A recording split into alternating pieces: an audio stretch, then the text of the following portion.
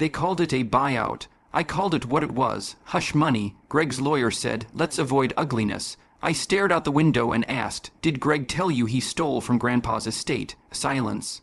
I have proof, bank records, a notarized statement, a video of Grandpa calling it all out. Want to go to court, you'll lose. Another pause, then, may I speak candidly? I hung up. That night, Jamie showed up with cheap beer and a fake smile.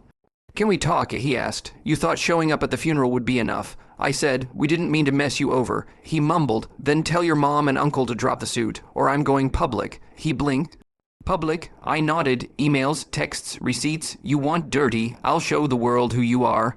The next morning, I got a letter, no return address, just one sentence. You think you won, but he never told you everything. Attached was an old photo.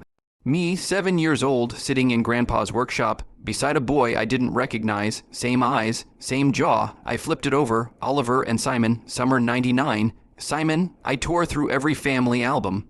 Nothing. Called my mom. Did I have a cousin named Simon? Silence. Then, he was your half-brother. She said, Grandpa had a son in the 70s. Simon, put in foster care. Grandpa found him when he was 8. Quietly helped him. You two played together. You were too young to remember.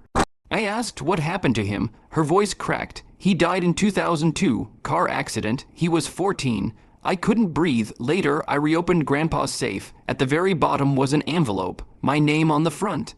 Inside, a letter, if you're reading this. It said, then everything else has happened. I'm sorry you had to clean up my mess. Simon was my son. I failed him early, but you brought him joy. You don't remember, but he talked about you all the time. After he died, I shut down, but when I saw you, I saw the best of both of you. That's why I protected you. That's why this is yours. Don't let them twist that. You didn't take anything. You got back what they assumed was already theirs. Love, Grandpa. I cried hard, ugly sobs. The lawsuit collapsed.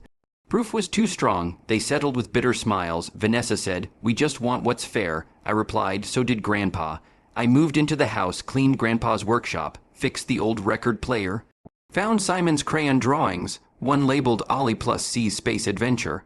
I framed it. Months later, I stood by the lake under moonlight, thinking of Simon, Grandpa, the silence they both held, and the quiet love behind every secret. Grandpa didn't just leave me a house. He left me the truth. And that was worth more than anything they tried to steal.